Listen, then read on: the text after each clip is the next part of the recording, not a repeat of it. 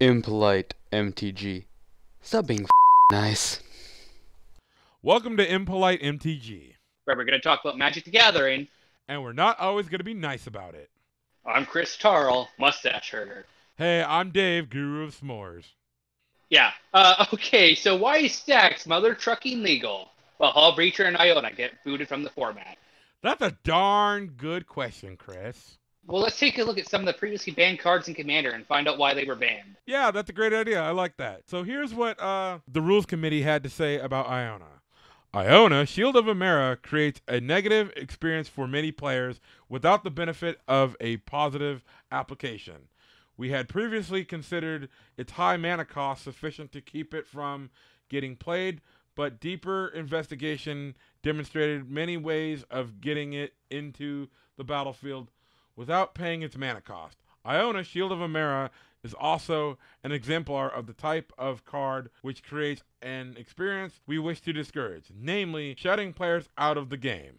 Hall Breacher basically says the same thing. Hall Breacher has been seen as a problem card since its release. It's a sensible defensive use against extra card draws. It's dwarfed by offensively combining it with mass draw effects to easily strip players' hands, while accelerating the controller. Play pattern isn't something we want to remain prevalent in casual play. See the Leovold ban. And we have seen a lot of evidence that is too tempting even there as it combines with wheels and other popular casual staples. The case against the card is overwhelming. Okay. Then what the fuck is this? Yeah, then I see some spiel about, the argument for both boils down to the same thing. They don't want players to not play Commander while playing the game. I agree. Like, the argument there definitely supports this idea that, like, okay, you don't want to discourage people from, like, you don't want a game where one person tells everybody else they're not allowed to play Magic. And, like, Stax is universally that. Yeah. So what constitutes Stax in the game? Like, resource denial, disruption, and sacrificing effects, all commonly paired with taxing effects to slow down the game. Yeah, exactly. Like, when I sit down and play a game of Magic, and if I encounter Stax, to me, Stax is like, okay, I'm going to play a bunch of cards that says you don't get to untap your stuff. You don't get to play anything. You basically just get to sit there and watch me play solitaire. Yeah, I don't really like, playing draw go when I have a full grip of cards that I can cast. Nobody likes that. Like, to me, the reason why we're here talking about Stax is because I want to make the case is, like, nobody wants to sit down and invest that 10 to 15 minutes that it takes to pull out your tube and your playmat, set it up, pick a deck, shuffle it up, keep your, figure out what your opening hand is going to be if you want to keep it, accept mulligans, assign turn order, and then start to play just to be told, hey, guess what? You're not going to play any Magic. Yeah. I mean, that's 100% right. Like, I think we've all been in a game where someone's dominated the board just by, locking you out of the game. Yeah, the inverse of that. Like, how many times have you been in a game where somebody is getting completely mana screwed and they're not contributing at all to the game? Like, you feel bad for that player, and, like, you even just, like, will leave that player alone because it's like, hey, look, you're having some bad beats. I feel for you, bud. So even in a game of Commander, when no fault of anybody's own, one player is just not playing the game, you feel bad for them. You empathize with them. So it's like how people inherently understand, like, if you are locked out of the game and then told you can't play the game, those are some bad feels. Well, it's even worse when the Stax piece on the board is something like Smokestacks that makes them sacrifice the one land they do have on the board. Yeah, like, and then not even just Smokestacks. It's literally just like other cards in the deck. It's like, you're not going to get to untap the crap you have. Crap you do have, I'm going to make you sacrifice it. It literally becomes a game of attrition where it's like, you have nothing, I have everything. I literally just dig for my win con, and I kill you, and I win. To me, it's like the classical trope of taking candy from a baby. It's like, really? Like, you won, but was it really worth it? Did you really get anything out of that win? Yeah, there's really not much to that win at that point. It's a slow, grindy game that leads to very hurt feelings overall. Exactly. And if you're in an LGS and you're coming up to closing time, you get one more game in. Do you really want that last game to be against a Stax deck where you didn't get to do anything? Exactly. Not only that, but to even people who play Stax, like, as like to play devil's advocate, wouldn't you rather get a game in where everybody was on even keel, everybody had a chance to win, and you still came out on top. Because to me, like, my favorite games of Commander is like that scene from Pirates of the Caribbean where it's Jack and like two other guys, and they're all swashbuckling, and they're all having at each other, and it's a total Free-for-all, yeah. It's a total free-for-all for everyone, and you don't know who's going to come out on top. And when games are super swingy, oh, Chris is the dominant player now. Okay, we took care of Chris. Dave's the dominant player now. Oh, okay. Dave got board wiped, and then Stefan comes along, and then out of nowhere, the player who kind of was just flying under the radar, he's like, haha, I got all of you guys, ends up winning. It's super fun when a game is swingy, and like, it's just to me, like, if a game of Commander is like a bar brawl, and then you end up coming out on top, you just manage to beat everybody else. Those are the wins that feel the most rewarding. A game of Stax, like I won with Stax, like, okay, yeah, but you didn't have any opposition. You literally shut all the opposition down and just played solitaire. Yeah, and this is kind of like why, like, I'm still okay with, like, is it combo decks and Tamir combo decks and Jessica combo decks. Like, yeah, they're gonna play solitaire for a little bit, but at least they're doing something to advance the board state. They're getting closer to a win condition. Whereas with a Stax deck, you don't know how far away they are from drawing their win con. Or if they have it, you're not sure why they're not casting their win con. Exactly, like, because like when an is it deck combos off, I'm like, can you kill us? And they go, no, I can't. No, I'm still digging. I'm like, all right, fine, figure it out. And like, once a is it deck starts comboing off, I literally just tune out. My brain goes boop, gone, don't care. This game's over. It's like, can you kill us? Call me when you can kill us, like, because I'm done playing this game. And I personally don't like losing to combo decks all the time, like just one after another. Christ, this isn't fun, because it's like any moron can put two cards together that just X plus Y equals I win. And to me, that's not fun either, because again, I like the games where it's very swingy. Everybody has a chance to kind of grab the title, so to speak. But at least with an is it combo deck, they're like, the end result of this is most likely going to be I win, and then they either whiff or they like, yep, there it is. And like halfway through the combo, they're like, yep, there it is. And like, okay, cool, neato. And then you shuffle up and you move on with your life.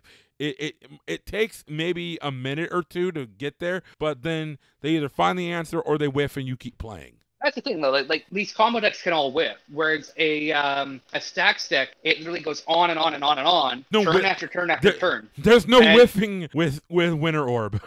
It's literally just there. There's no whiffing with the smokestacks. It simply stays on the field. You sacrifice the permanent. And odds are that Stax deck, he is a Bitter Blossom on the field or some other token generator. Yeah. And the permanents he's sacrificing every single turn is the token. What does he care? Or if you're in like the green variant of Stax, you don't get to untap any of your shit, but I was able to play a Seaborn Muse, so screw you. And then going with blue again, though, like blue gets Unwinding Clock, it gets Dramatic Reversal. Yeah. Combine that Dramatic Reversal with something like Isochron Scepter. Yeah, I was just about to name Isochron Scepter. Yeah, definitely. And that, that gets into, the one of the other biggest problems with Stax against Hull Breacher and Iona. So Hull Breacher is blue. Iona is white. Stax is literally all 5 colors. You could literally play mono red Stax and still have a viable option. You could still play mono white Stax and still have a viable option, because a lot of the viable options are artifacts. Yeah, well, I mean, cards like Vorinclex, Voice of Hunger, literally make your mana tap for double, your opponent's tap for half, because they don't untap. So you now add something in like War's Toll, and now whenever they attack with everything, and then they have to tap all their mana if they want to play any mana that turn. Exactly. Effects like that, and then like things that are like taxing effects. I think it's important to note that those cards, I don't view Vorinclex as inherently a problem as a Stax piece. I view it in a problem as it's a piece in a Stax deck. And there are cards that support Stax. The cards by themselves on their own, they're perfectly fine. Like Thalia, Guardian of Thraben is the tax effect, and then the other Thalia. Basically, the thing I want to point out is, like, tax effects are very separate from stacks. Tax effects literally make it harder for you to cast spells and counter things, whereas with a stacks effect, it's literally just shutting you out of the game. Yeah.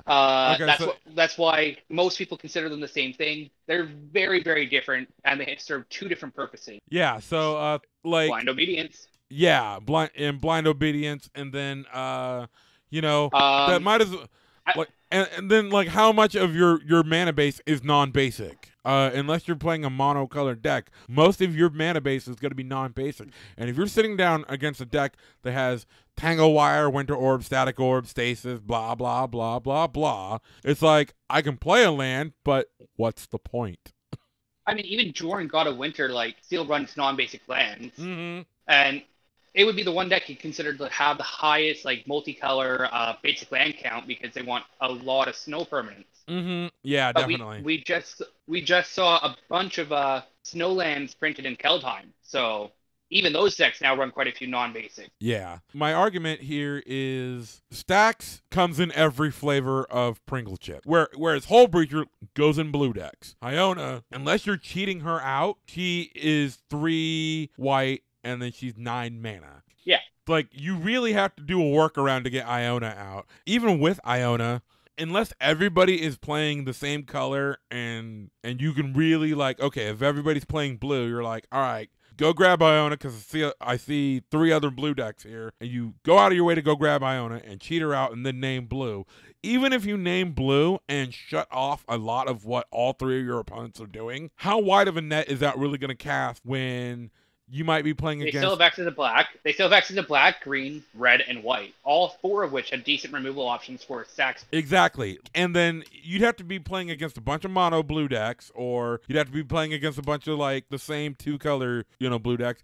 But in a format where there's a lot of 2, 3, and even 4 and 5 color commanders running around now because 5-color decks are all over the place. Yeah, yeah, they are. And then now with all the different partners thanks to Commander 2016 and Commander Legends, there's a ton of 4-color decks running around. If you say to a player, you can't play blue, I'm like, all right, well, I still have 3 other colors that I can deal with this. And then they go, all right, that's cute. And they Swords to Plowshare your Iona. And then, okay, that happened. You went through that whole song and dance to get Iona out, just shut down blue. And they used one of their other colors to get rid of it. And the only way to really get, like, Iona to be truly game-breaking is to combine it with Painter's Servant and name whatever color you want. Yeah, well, that is a good point because they unbanned Painter's Servant at the same time that they banned Iona. So I think, honestly, if I had to, like, put my tinfoil hat on, I'd say they actually banned Iona so that they could play with Painter's Servant. I honestly think that's why Iona is banned. Which is good. I mean, like, Painter's Servant's a nice, fun, like, casual, janky sort of card. And there are combos that work with it, but, like, not a lot of casual players are going to be looking at those combos. That and I mean, there is definitely the factor that it's an expensive card. Once they unbanned it, like, they knew it was going to go up in price. So how do casual players, like, really, really general casual players feel about Stax? I think casual players pretty much universally hate Stax. I have a story I could tell if you'd like. Yeah, go for it. Share it. Okay, so I was playing at this LGS. We'll just call it the competitive LGS because it can be a very competitive environment here. So that's not anybody's fault, and it's, I'm not blaming the store or anything. That's just the environment that was cultivated by virtue of this being like one of the biggest LGSs in my region. So competitive Magic is gone. So what are these people gonna do? They're gonna turn to Commander. Migrate to do Commander. They're gonna grab their high level, Commander decks. I'm playing at this place, and actually, this is the one time I've actually run into Stax. He was playing Derevi Stax. We get Powerful. We get like 3 turns in. I'm talking like turn 1 ramp, turn 2 Gaddock Teague, turn 3 one of the orbs. I don't remember exactly which one. Static, Stasis Orb. Just, basically you're not untapping your stuff. Gaddock Teague is already down, so you're not board wiping. And just proceeded to lock down the game. Then played his commander, which, Derevi, he ETBs, untaps something. Good to go. We got 3 to 4 turns into this game. I'm like, you know what? I didn't come here to not play Magic. I literally just picked up my mat, card still on it and everything, literally just kind of bundled it up, walked over to a 3-player pod. They had already started playing their game. And I'm like, hey guys, would you mind rebooting your game to have a 4-player game? And because the pod I was in, this dude was playing Stax, and I'm not interested in that. And they immediately understood, oh yeah, that sucks. Yeah.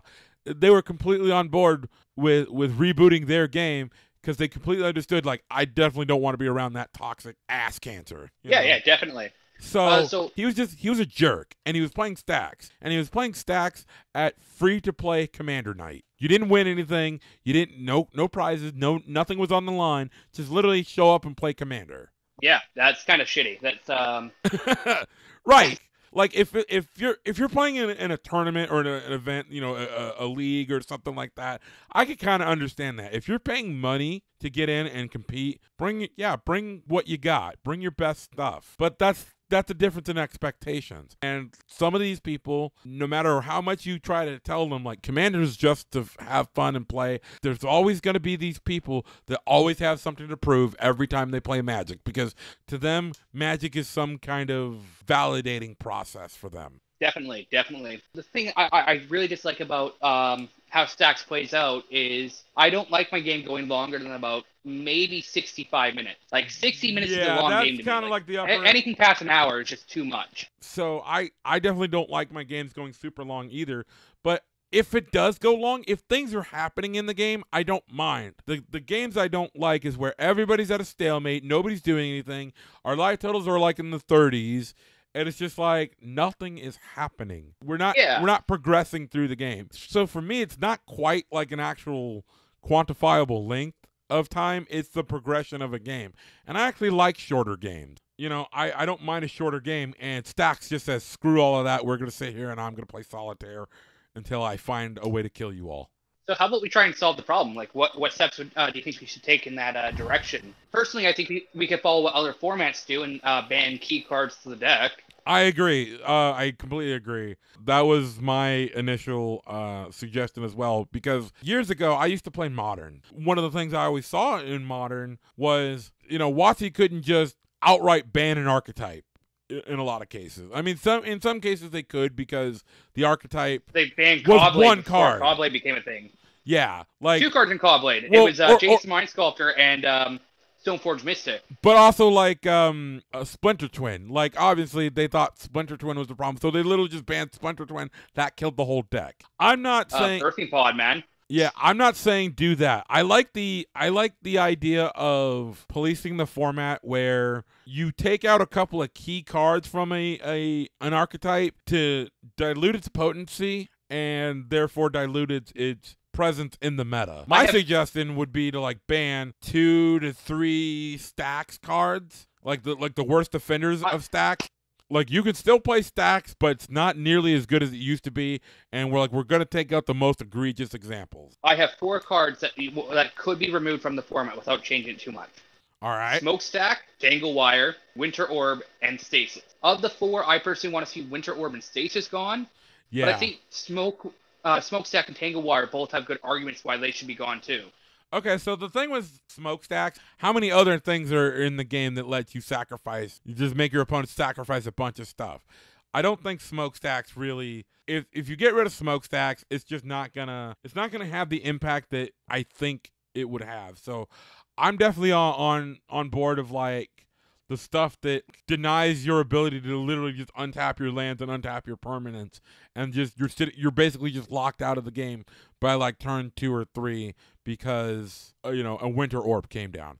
And the other argument I think works in this case is a lot of people like Josh from the Command Zone.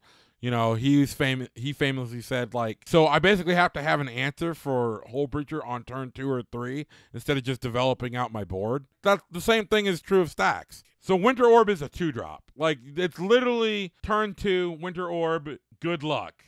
Stasis is also a 2-drop. These are such cheap, efficient cards that it's like you get these out, and then like they literally just land fast mana, go, turn 2, or Orb Stasis, blah. You might be tapped out because you played a Birds of Paradise or a Llanowar Elves, or God forbid you played a Signet. There's so many ways now to like get around like the drawback of Stasis. You can play Seaboard Muse, you can run Wilderness Reclamation, you can run Fires of Invention is the other way to like get around Stax effects. And that proves my point that like you can do it in colors that like it's not just the control colors like blue. You can do this stuff in every color. What's the trade-off of Far's invention? It's literally just giving up your ability to cast instants. Well, Yeah. what does the Stax deck care about playing instant speed cards? Exactly. There's just so many good cards that work for a Stax archetype. It casts such a wide net. And this gets back to our original argument, and why we're making this argument in the first place. If you're going to ban things like Iona, if you're going to ban things like Hull Breacher, then how the fuck is Stax okay? I don't think it is. I don't either. And I think more casual players universally hate it. Like, it is considered one of the worst aspects of playing Commander along with mass land destruction. Yeah. We banned Braid. Braid is literally banned because it is the Stax commander. Yeah. In your command zone. Yeah, like, really. That's it. That's all the argument you need for why this isn't a good archetype to keep in the format. Yeah. And then we should probably clarify, like, what is Stax? Like, what exactly is a Stax deck? Stax is a term used to describe a deck strategy that mostly relies on resource denial, taxing effects, disruption, and sacrifice enabler to potentially lock down opponents and make it difficult to cast spells, play creatures, attack, breathe, sleep, and or have any other reliable board state. The goal is to build your Rube Goldberg contraption of denial as fast and efficiently as possible, thus allowing you to set up your win cons unopposed. Stack decks use a inefficient equals efficient mentality when it comes to the game of Magic the Gathering.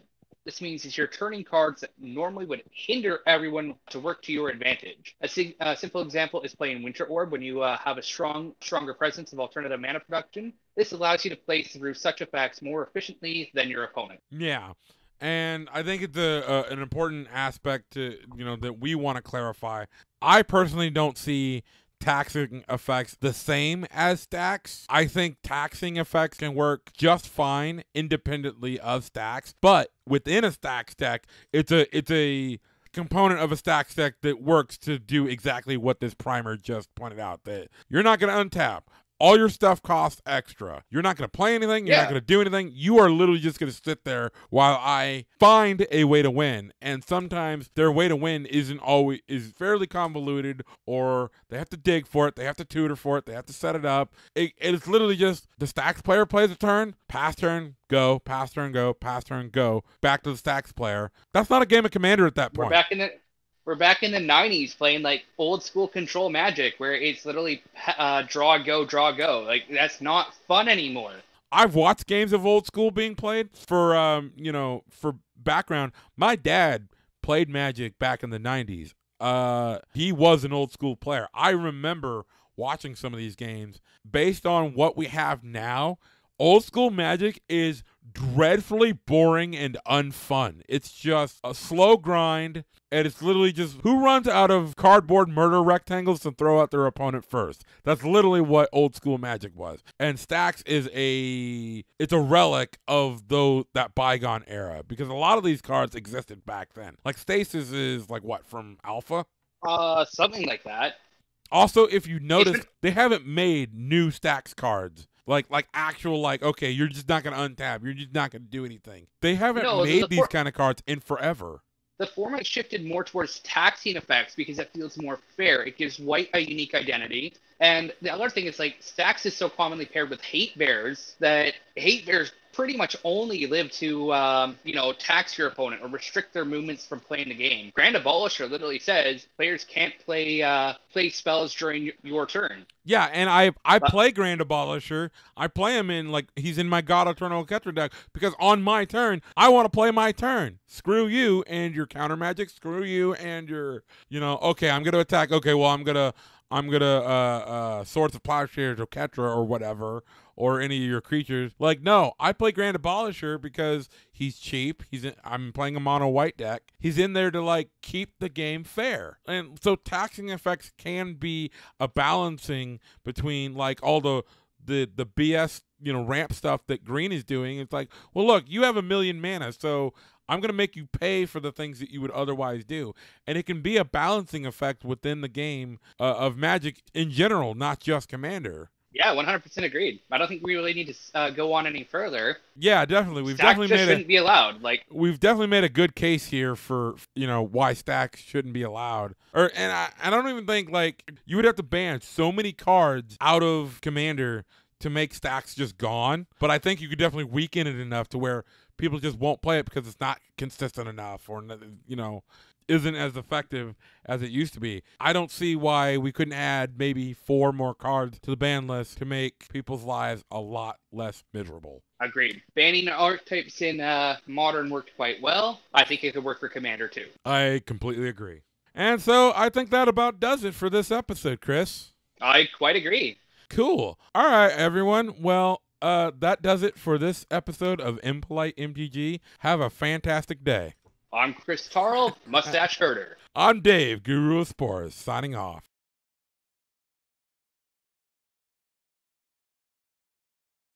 Hey, Chris. Yeah, Dave, what's going on? What do you call an elf driving a Ford? I don't know, what? This is Expedition. Ugh. Ugh.